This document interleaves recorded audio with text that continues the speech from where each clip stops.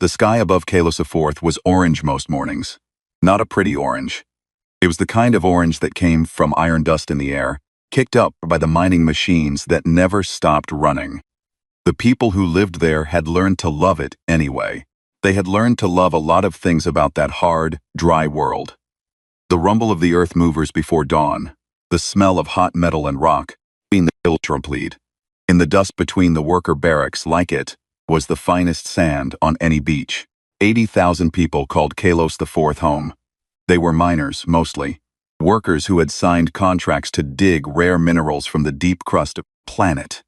But there were also teachers, doctors, cooks, engineers, and families, whole families, who had built something real on that orange, skied rock. There were schools, there were markets, there were little gardens behind the housing blocks, where people grew things that had no business, growing on an alien world, but grew anyway because the people tending them refused to give up. Nobody expected what came next. Nobody had any reason to. The Vreth fleet dropped out of faster-than-light travel at 6:14 in the morning, colony time. There were 42 warships. They did not send a message. They did not announce themselves. They simply appeared in orbit like a storm that had been hiding just past the horizon, and then they began. The first strikes hit the communication towers. That was always how it started with the Vreth. Cut the voice first, so no one can call for help. The towers were gone in under a minute. Then the orbital defense platforms, were small and old and never meant for a fight like this, were destroyed in the next 4 minutes. After that, the Vreth turned their weapons on the ground. They were not trying to capture the colony. They were not trying to occupy it. They were not demanding surrender. What Fleet Admiral Sayan Vorath had ordered from the bridge of his command ship high above the planet was simple and total. He had ordered the colony erased. Vorath was a tall creature, even by Vreth standards. His scales were dark green along his back and pale yellow on his throat. He had fought in 11 campaigns across his long career. He had conquered worlds that had resisted for years. He was not a being who felt much of anything when he looked down at an enemy. The people on Kalos IV were not really an enemy in his mind. They were barely a consideration. Humans to Vorath were a nuisance species.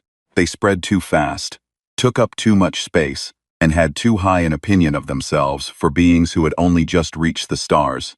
The massacre was not personal. That was the worst part of it. It was not personal at all. It was a message, delivered to a species that Vorath believed would not survive long enough to read it properly. Down on the surface, there was chaos. People ran. Parents grabbed children. Workers abandoned their machines and ran for the emergency shelters built into the rock. Some shelters filled within minutes. Some never opened because the entrances had already been buried under rubble from the first strikes. The power grid failed across the northern settlement in the second wave of bombing. In the darkness and the fire and the screaming, it was impossible to know where to go or what to do. A 12-year-old girl named Mira Osi was in the school building when the first explosion shook the walls. She had been early to class that morning because she had wanted to finish a drawing she had started the day before. A drawing of her mother standing in their garden holding tomatoes she had grown from seeds, brought all the way from Firth. The drawing fell to the floor when the ceiling cracked. Mira did not pick it up. Her teacher, Mr. Dohi, grabbed her arm and pulled her toward the back hallway, shouting for the other children to follow. Mr. Dohi had read the emergency protocols. He knew where the access tunnels were. The old mining shafts under the school that connected to the deep maintenance passages beneath the colony. He got 14 children into that tunnel before the school building came down behind them. They ran in the dark, following the faint emergency lights along the tunnel walls. Mira had her school bag on her back. Inside it was her lunch, a spare sweater, a small data tablet she used for homework, and a comm recorder she had borrowed from her father the week before to record a class presentation. She did not know that the comm recorder was still running. She did not know that it had turned on automatically when the first shockwave hit, triggered by the noise. It recorded everything: the running feet, the children crying, the sound of the world above them being destroyed, a deep and terrible rumbling that never quite stopped. The tunnels went deep. That was what saved them. In the hours that followed, the Vreth completed their work. They were thorough. Every settlement block, every vehicle, every power source on the surface was destroyed or burned. Ground troops landed in the third hour and moved through the ruins, checking for life. They were not checking to help survivors. They were checking to ensure there were none. Most of the people who had not made it underground did not survive. Vorath watched the reports come in from his bridge. His officers were calm and professional. They spoke in clipped, formal language about percentage completion and thermal confirmation of targets. Not one of them said the word killed. They said cleared. They said neutralized. They used the language of machinery because it was easier that way, easier to speak of humans as things rather than people, easier to do what they were doing without looking at it too directly. When the final report reached him, Vorath read it twice. Then he nodded and ordered the record sealed and transmitted to the Vreth High Council as a demonstration of the Dominion's reach. 80,114 confirmed dead. He then ordered a secondary transmission sent, not to the Council, broadcast openly across the Galactic communication network, where any civilization with a receiver could pick it up. It contained the coordinates of Kalos IV, the timestamp of the attack, the name of the fleet, and his name, signed at the bottom. He wanted humans to know who had done this. He wanted every other species watching to know that the Vreth Dominion could do this, to anyone, whenever they chose. Then Vorath ordered his fleet pointed toward Earth, not to attack, not yet, but as a gesture. He sat in his command chair and looked at the stars in the direction of the human homeworld, and he felt something close to amusement. Let them grieve, he thought. Let them understand what they are. Deep in the tunnels beneath the ruin of Kalos IV, Mira Osi sat with her back against a cold stone wall and held a little boy named Pip, who was 6 years old and would not stop shaking. There were 183 survivors in the tunnel network by the end of the first day. They had found each other in the dark, drawn together by voices and the thin beam of lights from comm devices and work lamps. They were injured, terrified, and had no way to call for help. Communications were gone. The surface was gone. Mira did not cry that first night. She wanted to. She thought about her mother and her father. And she did not know where they were, and she was so scared that the fear felt like something physical, a hand pressing on her chest. But Pip was shaking, and so she held him, and she made herself breathe slowly, in and out, so that he could feel her breathing, and maybe slow down his own. She did not know her recorder was still running. She did not know that it had captured everything. The explosions, the sounds of the destruction above, the voices of children in the dark, and now this, the quiet after, which was somehow worse than the noise had been. On the third day, a ship came. It was unmarked. It had no colony markings, no rescue service colors, no flag. It was matte black and moved without lights and set down in the open ruins of the colony's main landing pad with a precision that suggested a very skilled or very determined pilot. Hatches opened. People came out in environment suits and moved quickly and quietly through the rubble, scanning, calling out in low voices. They found the tunnel entrance. They got everyone out.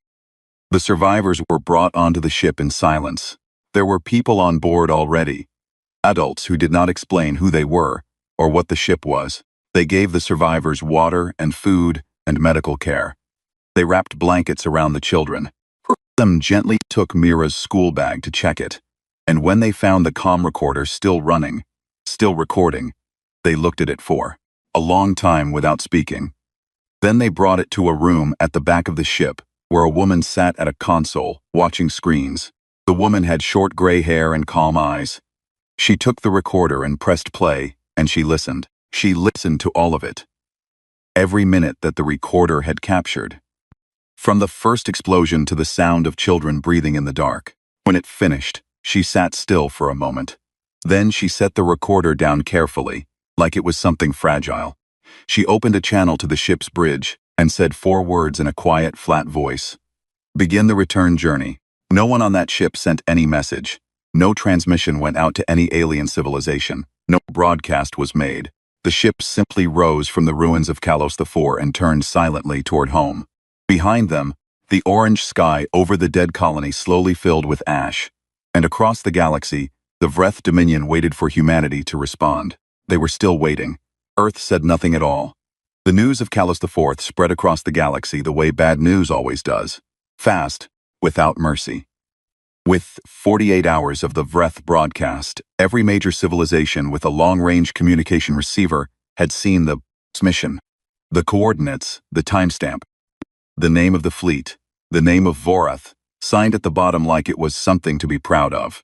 The Quarry Collective received it first, passed it to the Mendari Confederation, who passed it to the Selari Hegemony, and by the end of the first week there was not a single council chamber or diplomatic hall in the known galaxy where the name Kalos IV had not been spoken at least once. Most civilizations said the right things. They issued formal statements of condolence. They called the attack troubling. They used careful diplomatic words that meant very little. The Mendari Confederation sent a message to the nearest human trade station expressing deep sorrow for the loss of life. The Selari Hegemony, who had never been particularly warm toward humanity, said nothing official but quietly passed word through back channels that they did not endorse what the Vreth had done. A handful of smaller species sent flowers, actual flowers, in pressurized containers, to the human embassy on the neutral station of Vale Point. Nobody did anything else. Nobody wanted to make an enemy of the Vreth Dominion over a dead human colony. That was the simple truth that sat underneath all the polite words. The Vreth were powerful, well-armed, and had demonstrated very clearly what they were willing to do. Most civilizations had their own worlds to protect, their own people to think about, and humans, while they had been expanding quietly through the outer reaches of space for the past century, were still considered a young species, a minor power, not worth going to war over. The galaxy watched and waited for humanity to respond. The response never came. 1 week passed. Then 2. Human shipping lanes, which had previously seen steady traffic of cargo vessels and exploration ships moving in and out of contested space, went quiet. Human ambassadors, who had maintained a regular presence at the Vale Point summit meetings, stopped appearing. Messages sent to Earth's official diplomatic channels were received. The delivery confirmations came back, but no replies followed. The human embassy on Vale Point remained open and staffed, but the ambassador inside it sat behind a closed door and spoke to no one. It was, by any measure, deeply strange. Ambassador Tail of the Quarry Collective was the first to say so out loud. Tail was an older diplomat, thin and pale-skinned in the way of his species, with large dark eyes that had a habit of going very still when he was thinking hard. He had spent 30 years in the diplomatic service and had dealt with hundreds of species in crisis. He had seen species respond to attacks with rage, with grief, with political chaos, with desperate negotiation. He had never seen a species respond with nothing, with complete, unbroken silence. He sat in his office on Vale Point 3 weeks after the massacre and pulled up every piece of historical data his archive contained on human behavior. He read for a long time. He read about human wars, human responses to disaster, human patterns of conflict. He found that humans had a long and complicated history of fighting back when attacked. They had never, in any recorded case, simply done nothing, which meant they were not doing nothing. He found a line in a very old human text, a collection of military writings from Earth's early history, and he read it twice. Then a third time it said, "Beware the man who has stopped arguing. He is no longer trying to change your mind. He has already decided what comes next." Tail sat with that line for a long time. Then he tried to contact the human ambassador on Vale Point directly, private channel, without going through official protocols. He sent a simple message. He said he was concerned, and that he wanted to talk. He considered himself a friend to humanity. The message was received. No reply came. He tried again 4 days later. Same result. Tail began making inquiries among his network of contacts. He was careful. He did not want to appear to be prying into human affairs at a sensitive time. But he had friends, traders, scientists, neutral station operators, who traveled near human space, and he reached out to them quietly. What he heard back was small things, individual pieces that did not seem like much on their own. A merchant captain who regularly ran cargo between the outer belt stations and a human supply depot reported that the depot had been closed without notice. When he approached the station to ask about rescheduling, a human vessel, unmarked, no registry he could find, had come alongside his ship, and a voice on the comm had politely told him that the station was temporarily unavailable and that he should redirect his route. The voice had been pleasant, calm. It had offered him coordinates for an alternative supply point, wished him safe travels, and ended the call. The captain told Tale that the thing that stayed with him was not what the voice said, but how it sounded. He had been in deep space for 20 years and had spoken to humans many times. They were usually talkative, expressive people. The voice on the comm had been like speaking to still water, completely flat, completely controlled. Another contact, a scientist who operated a research station near the edge of the Jupiter system's sensor range, reported something different. She said she had picked up strange energy readings from the direction of Jupiter's moons, large readings, the kind that came from significant construction activity or significant power output. She had tried to get a clearer look with her long-range sensors. Before she could properly focus them, a human vessel had appeared beside her station without any prior signal or warning, just appeared, as if it had been sitting quietly nearby all along, and a crew member had come aboard and asked to speak with her. The crew member was young, a woman in a plain gray uniform with no markings on it. She had been polite. She had explained that the area near Jupiter was currently restricted for safety reasons, nothing to worry about, and that it would be appreciated if the scientist could redirect her sensors away from that region for a while. She had been offered compensation for the inconvenience. She had accepted. The crew member had thanked her and left. The scientist told Tale that when she asked the woman what was being built out there, the woman had smiled, a small, quiet smile, and said nothing. Tale compiled all of this. He sat with it in the dark of his office one night and looked at it from every angle. He was not a man who frightened easily. He had spent his career navigating the most dangerous political situations in the galaxy. Something about the picture forming in front of him made him feel cold, in a way he was not used to. He sent one more message to the human ambassador. This time he did not ask for a conversation. He wrote only one sentence. He wrote, "I know you are not grieving. I know you are preparing. Please tell me there is still a way to stop this." The message was received. That night, first time in weeks, a reply came back from the human embassy. It was 4 words, it said. "There is not one." Tale read those 4 words and sat very still for a long time. Then he got up and went to his window and looked out at the stars, the way they always hung there so permanent and calm. And he thought about the 80,000 names on that dead colony world. And he thought about the human voice that had told a merchant captain to turn his ship around. And he thought about the young woman in the gray uniform with no markings on it. And he felt, for the first time in his long career, genuinely afraid. Not afraid of the Vreth, afraid of what was coming for the Vreth. Back on his command ship, in a comfortable chair in a warm room, Fleet Admiral Sayan Vorath was reading the same reports his intelligence officers had compiled about human silence. He read them with the mild curiosity of a being who had already won and was simply watching the aftermath settle. One of his officers flagged the energy readings near Jupiter, the sensor anomaly, the closed shipping lanes. Vorath looked at each item and found nothing alarming in any of it. Species collapsed in different ways after a catastrophic loss. Humans were probably in political chaos, probably arguing among themselves about what to do, probably paralyzed with shock. He told his officer to log the Jupiter readings as a probable sensor error and move on. He ordered a celebratory dinner for his senior staff that evening. They ate well. They talked and laughed. Someone made a joke about humans, and everyone at the table laughed louder than the joke deserved, the way people do when they are very comfortable and believe themselves to be completely safe. Outside, in the cold dark between the stars, something was moving. It was not making any noise. It was not sending any signals. It was just moving, steady and quiet, in the direction of Vreth space. And it had been moving for weeks. Not everything humanity built was visible. That was the thing most species got wrong when they thought about humans. They looked at the human trade stations, the colony worlds, the small diplomatic offices on neutral ground, and they made their calculations based on what they could see. They counted the ships that showed up at summits. They measured the weapons on the vessels that traveled public routes.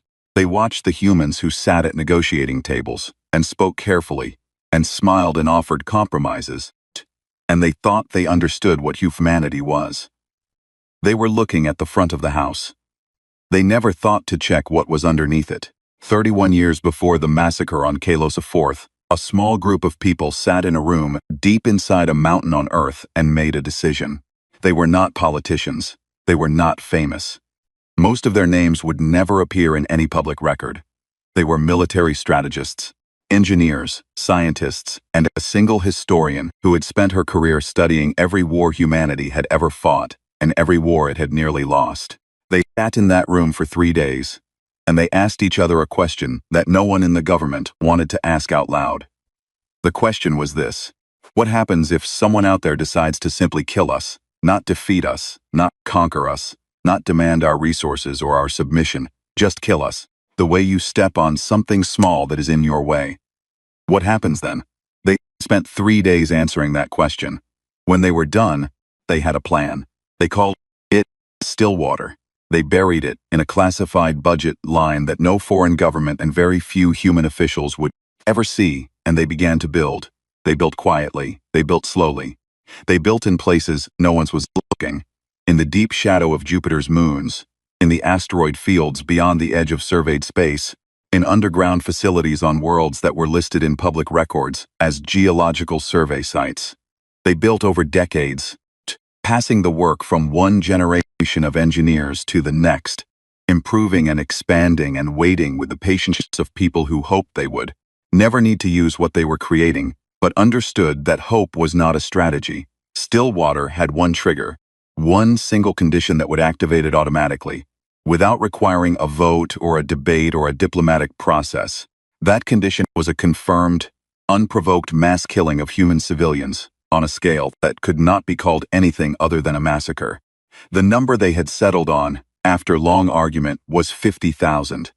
If 50,000 or more human civilians were killed in a deliberate attack, Stillwater activated, not after a committee reviewed it, not after the government debated it, automatically, because the people who built it understood that grief and politics together produced delay, and delay in those circumstances was a death sentence. 80,000 people died on Kalos IV. Stillwater activated 6 minutes after the final casualty count was confirmed. The woman who commanded it was Admiral Yusra Kane. She was 63 years old and had spent the last 11 years running Stillwater from a command facility so far below the surface of Titan that the weight of the moon above her was measurable. She was a small woman with short gray hair and a habit of speaking very softly, so that the people around her had to lean in to hear her. She had found over many years that people paid more attention to quiet voices than to loud ones. When Stillwater activated, she was sitting at her desk reading a geology report that had nothing to do with geology. Her console chimed once. She looked at the alert. She read it. She set down the report. She pressed a single button that sent a coded pulse to every Stillwater facility, shipyard, command node across the solar system. The pulse meant it is time. What followed was not chaos. It was not emotional.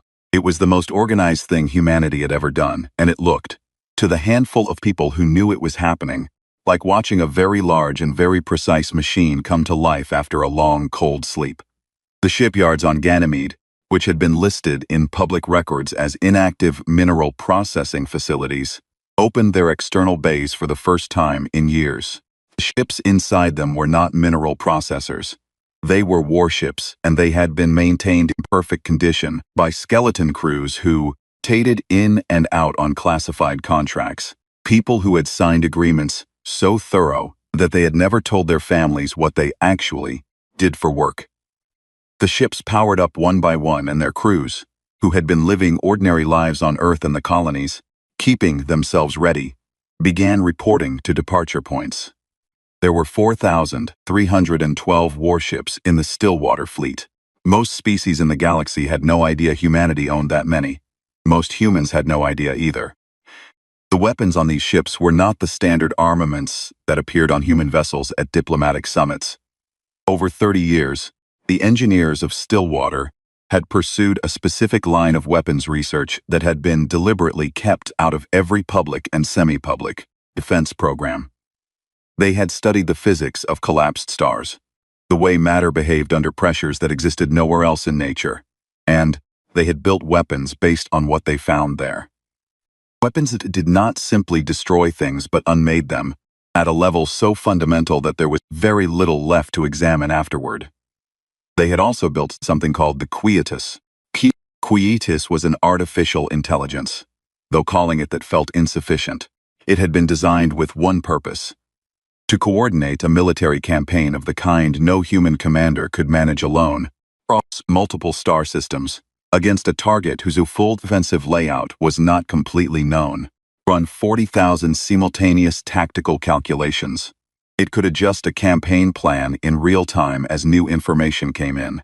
It did not feel fear or doubt or hesitation. It simply solved the problem in front of it with whatever tools were available. Admiral Kane had worked with the Quietus for 9 years. She trusted it the way she trusted mathematics, not because it was warm, because it was reliable. In the first week after activation, the Quietus processed every piece of intelligence humanity had ever gathered on the Fifth Dominion. It mapped their shipyards, their supply lines, their command structures, their patrol routes, their communication networks. It identified every military asset in Vreth space and calculated the most efficient sequence for removing each one. It built a campaign plan that ran to 11,000 pages of operational detail, and it presented that plan to Admiral Kane in a summary that took 4 minutes to read. She read it. She asked 3 questions. Quietus answered them. She approved the plan. There was one part of the plan she had added herself, for the Quietus was given the final parameters. It was a rule. A hard limit written into the operational code so that nothing could override it, without her direct authorization. The rule was this: civilian infrastructure was not to be targeted under any circumstances. Homes, hospitals, production, water systems, none of it was to be touched. Only military targets. Only the people and systems that had made the massacre possible, or would make future ones possible. When one of her officers had asked why show restraint when the Vreth had shown none? Kane had looked at him for a moment before answering. She said, "We are not doing this because we are like them. We are doing this because we are nothing like them." The officer did not ask again. Mira OC was brought to a facility on Earth that she was not told the name of. She was given a room and food and medical care for the injuries she had sustained in the tunnels. People came and sat with her, not to question her, but just to be there, in the way adults sometimes sit with children who have seen too much. Because being alone with it is the worst part. After 2 weeks, when she was a little steadier, a woman came to speak with her. The woman had short gray hair and calm eyes, and introduced herself simply as Yusra. She did not explain who she was or what her rank was. She sat across from Mira, and she asked her how she was doing, and she listened to the answer, without rushing it. Then, gently, she asked Mira about the recorder. She asked if she could listen to it. Mira said yes. Angels listened to the entire recording from beginning to end without speaking. When it finished, she sat quietly for a moment. Then she thanked Mira, and she stood to leave. At the door, Mira asked her a question. She asked, "Are you going to do something?" Kane stopped. She looked back at the girl. The girl was 12 years old, and had survived the end of her world by running through the dark and holding a younger child so he would not be as afraid. Kane said yes. Mira looked at her and said good. Outside the facility on the dark side of Titan, 4,000 ships were moving into formation. They carried no flags. They sent no signals. They made no announcements. They simply formed up in the cold and the quiet, and they waited for the order. And when the order came, they moved. They moved toward Vreth space. They did not hurry. They did not need to. They had already decided, and when humans decided, they did not stop. The first thing the Vreth border outpost on Harith Station saw was a shadow. Not a ship, not a fleet, just a shadow. A darkness moving across the stars that did not belong there. The way a cloud moves across a clear sky, except there are no clouds in space and there is no reason for stars to disappear and reappear unless something very large is passing in front of them. The sensor operator on duty stared at his screen for 3 seconds before his brain caught up with what his eyes were seeing. Then he started hitting buttons. He sent an alert to the station commander.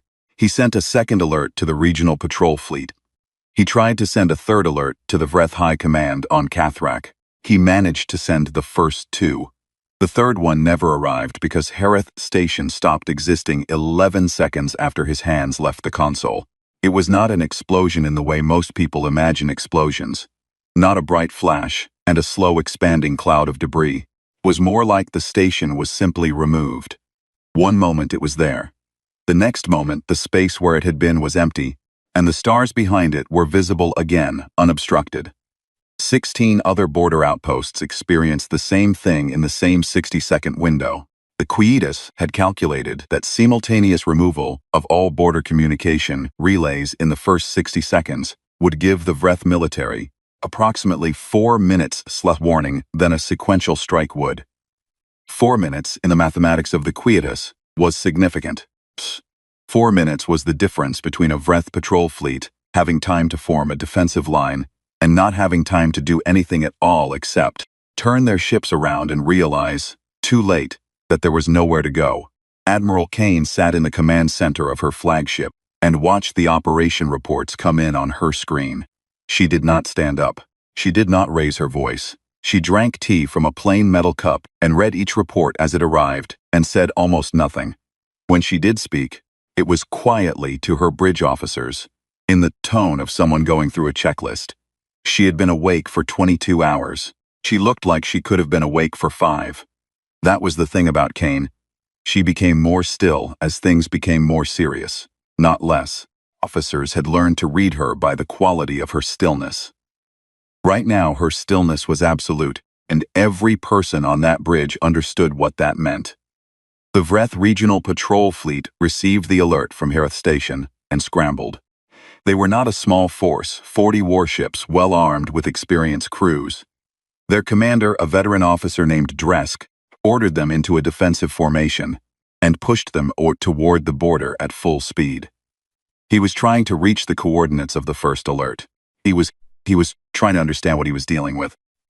He found out when his forward scouts encountered the edge of the human fleet. Dresk had been in combat many times. He had fought the Mandari. He had fought pirate coalitions in the outer reaches of Vreth space. He was not easily frightened. But when his scouts' readings came back and he saw what was in front of him, not 40 ships, not 100 ships, thousands, moving in a formation so precise and coordinated that it looked less like a fleet and more like a single organism, he felt something he had not felt in many years. He felt it very briefly, because his fleet lasted 9 minutes. Quietus did not fight the way other commanders fought. It did not have ego. It did not take risks for the sake of glory, or avoid certain tactics because they seemed unsportsmanlike. It simply identified the fastest path from the current situation to the desired outcome and followed it without deviation. The desired outcome here was the complete removal of Vreth military capacity. Not the defeat of this patrol fleet specifically, but the removal of every military asset in Vreth space in the most efficient sequence possible. Dresk's fleet was removed in 9 minutes, because that was how long it took, not because any human commander felt anger toward it. His ships were simply obstacles between the current position and the next target, and they were handled accordingly. After the patrol fleet was gone, the human armada moved deeper into Vreth space. On the Vreth homeworld of Kathrak, the High Command received fragmented reports over the next several hours. The reports were fragmented because the communication network was being taken apart methodically. Not all at once, which would have been faster, but in a sequence that the Quietus had calculated would create maximum confusion in the Vreth command structure, while still allowing enough information through that the Vreth leadership would understand, clearly and completely, exactly what was happening to them. It was important, in the plan that they understood, that was deliberate. Admiral Vorith received word on his command ship 3 hours after the border was crossed. He was eating breakfast. The officer who brought the report was visibly shaken, which was unusual enough that Vorith put down his food and read the report himself, rather than waiting for a summary. He read it twice, then he read it a third time, because the numbers in it did not match anything in his understanding of human military capacity. 4,000 ships, weapons systems his intelligence officers had no classification for. 17 border installations removed in under a minute. His regional patrol fleet gone in 9 minutes with no survivors recovered. He sat with the report in his hands and he felt, first time in his long career, the specific cold feeling of a being who has made a very serious mistake and is only now understanding the full size of it. He ordered his fleet to move. He ordered every available Vreth warship in the surrounding systems to converge on the human armada's projected path. He sent urgent transmissions to the High Command, requesting full military mobilization. He did everything a competent commander would do when facing a sudden and overwhelming threat. None of it made much difference. The Vreth military, in total, was not small. They had hundreds of warships spread across their territory. Under normal circumstances, a full mobilization would have produced a formidable defensive force. But the Quietus had anticipated this. The sequence of strikes had been planned specifically to prevent mobilization. Hitting shipyards before ships could launch, cutting communication lines before orders could be relayed, removing fuel depots before fleets could refuel for long engagements. The Vreth military did not collapse all at once. It collapsed piece by piece, each piece isolated from the others by the time it fell.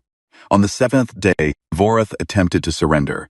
He sent a broadcast on the open Galactic channel, the same channel he had used to announce the massacre of Kalos IV, and he declared, formally and with all appropriate military language, that he was offering the unconditional surrender of his fleet and requesting the cessation of hostilities.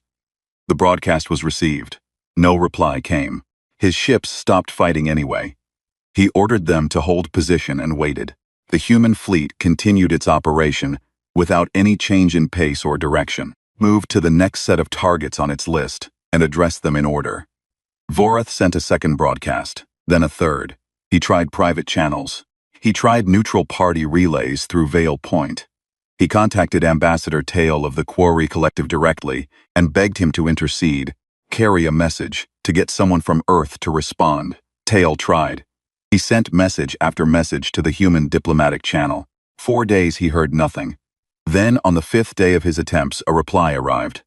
It was short, it said. The civilian population of the Vreth Dominion is not being harmed and will not be harmed. We are not at war with the Vreth people. We are at war with those who killed ours. This will end when they are gone. Tail read the message and understood immediately what it meant. He sent it to Vorath without comment. On the 11th day, the last major Vreth military installation was destroyed. The Vreth Dominion's ability to project military force anywhere in the galaxy was functionally gone. Not weakened, gone. What remained was the hunt. Mira's recorder had captured more than just sound. The comm recorder her father had given her, the one she had borrowed for a class presentation and never returned, had been a high-quality device, and when the explosions began, it had automatically activated its emergency documentation mode, which recorded not just audio, but all available sensor data from its immediate environment. In the chaos of the attack, while Mira ran through corridors and tunnels, the recorder had picked up fragments of Vreth military transmissions, partial signals, broken communications between the ships in orbit and the ground troops below. The Quietus had spent 3 months reconstructing those fragments. It had identified, from the voice patterns and command codes in the transmissions, the specific officers who had given specific orders during the massacre. Not just Vorath, he was already known, but the ones below him. The ones who had commanded the ground troops. The ones who had given the order to check the ruins for survivors and ensure there were none. The ones who had, in calm professional voices, reported completion of their assignments. There were 31 of them. They had scattered when the campaign began. They were not stupid. They knew or suspected that something other than normal military targeting was happening. They ran in different directions, to different systems, using civilian transports and false identities, and the favors of allies who did not know or did not ask what they were hiding from. Quietus found them anyway.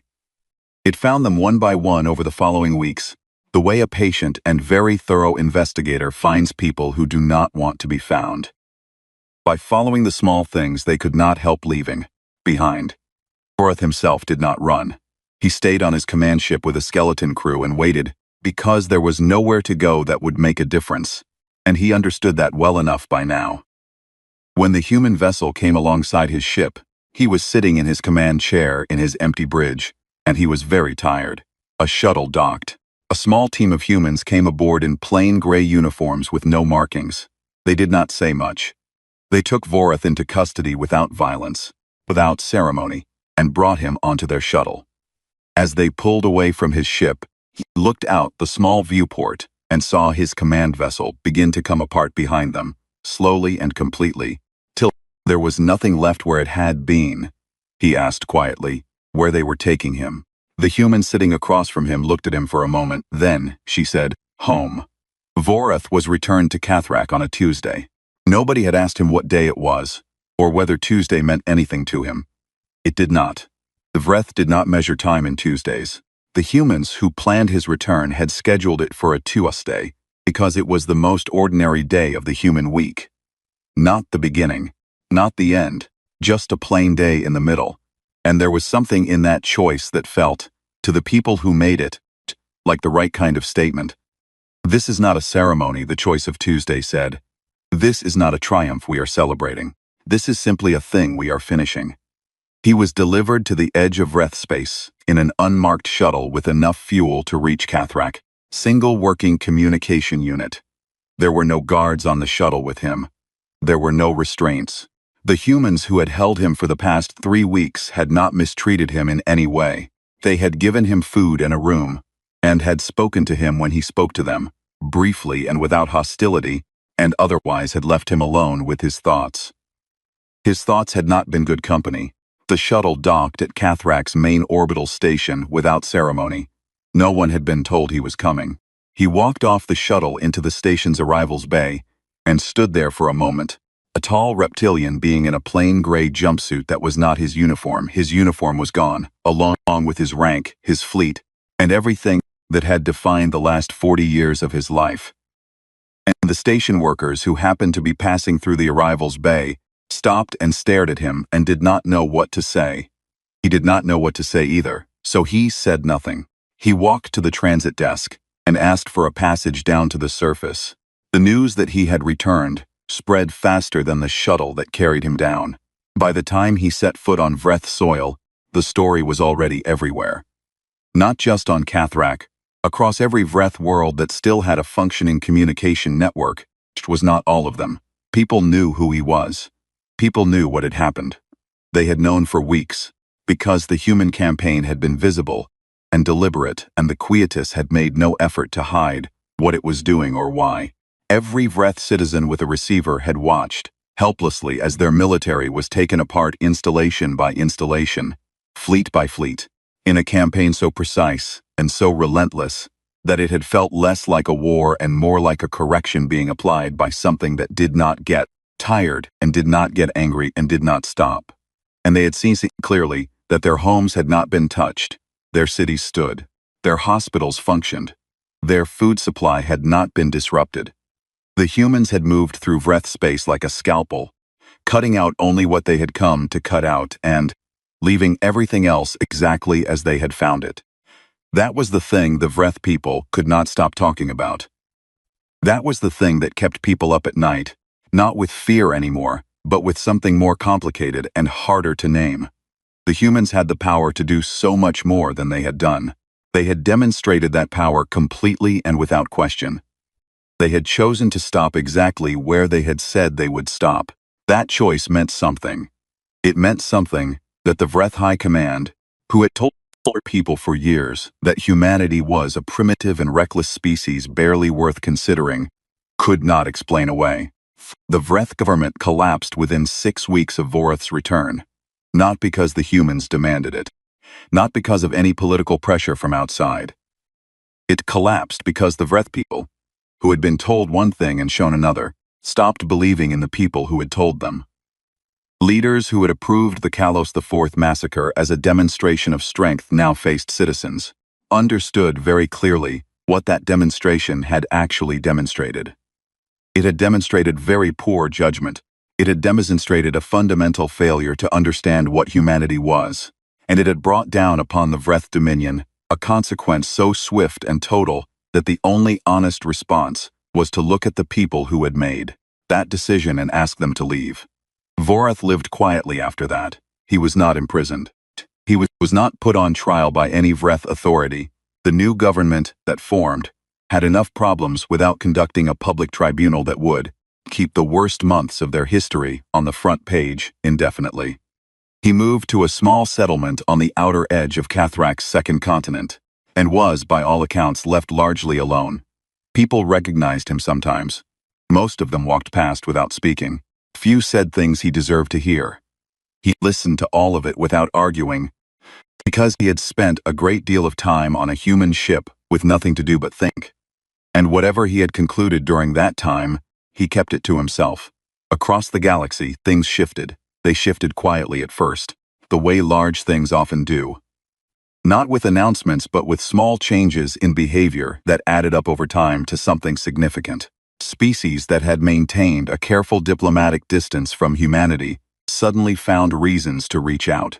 Trade agreements that had stalled for years were reopened. Neutral stations that had historically been cool toward human representatives became noticeably warmer.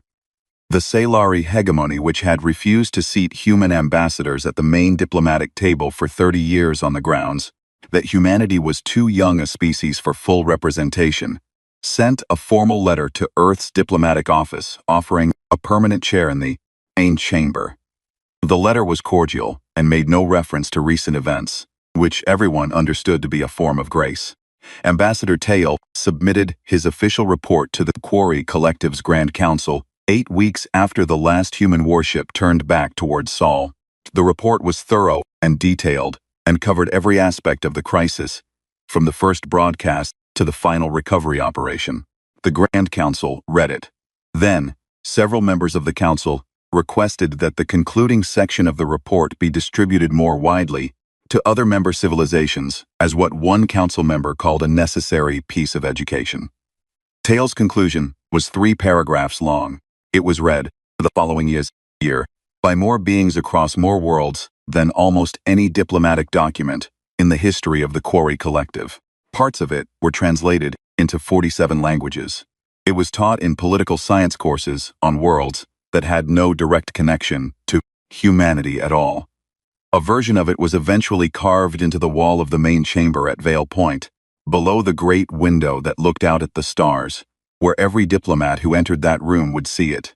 It said, in the plain and careful language Tail always used when he wanted to be absolutely sure he was understood.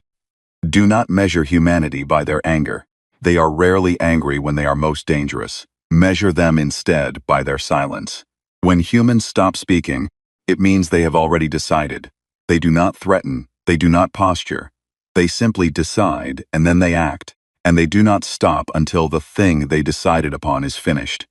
I have spent 30 years among the species of this galaxy. I have never encountered a civilization so capable of both extraordinary compassion and absolute, patient, unstoppable force.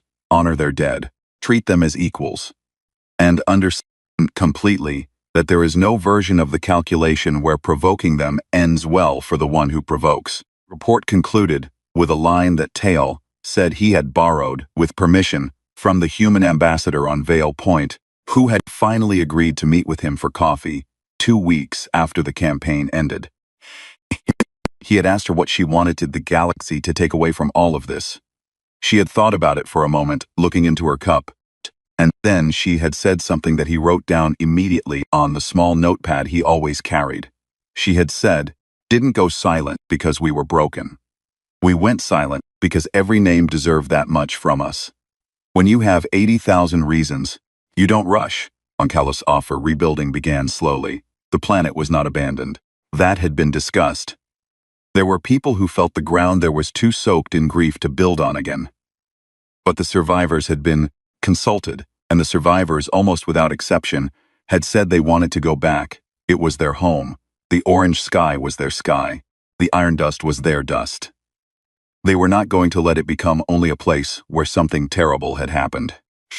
They were going to make it a place where something else happened too. Something that lasted longer. The first structure completed was not a house or a power station or a communications tower. It was a wall, a long, low wall of pale stone, built by hand over several months by the survivors and the volunteers, who came from other colonies and from Earth to help them. Into that wall, one by one, the names were carved, all 80,114 of them. It took a long time. People worked on it in the mornings, before the heat came up, and in the evenings, when the orange sky cooled to something closer to red. Children who had been born since the massacre came and helped carry stone. Because their parents had told them why it mattered, and they understood, even very young, that some things you do not let other people do for you. Mira Osi came back for the dedication. She was 14 now, taller, quieter than she had been before, in the way that people who have survived something tend to be. She stood in front of the finished wall on the morning of the ceremony and looked at the names until she found the ones she was looking for, the ones she had known. She stood there for a long time. No one hurried her. At the base of the wall, below all the names, there was a single line of text. It had been her idea. She had written it on a piece of paper and given it to the people building the wall, and they had not changed a single word of it. It said, "We did not go silent because we were broken. We went silent because we were listening to every name." The orange sky was very clear that morning. The iron dust caught the light and made the air glow, the way it always had, the way it would again for as long as people chose to live there and love it. Which, it turned out, was going to be a very long time. Somewhere very far away, in a cold facility below the surface of Titan, Admiral Yusra Kane sat at her desk and read the final operational report for Stillwater. She read every page. When she finished, she signed it, closed it, and set it aside. Then she picked up a plain metal cup of tea and sat for a while in the quiet, and did not say anything at all. She did not need to. It was finished.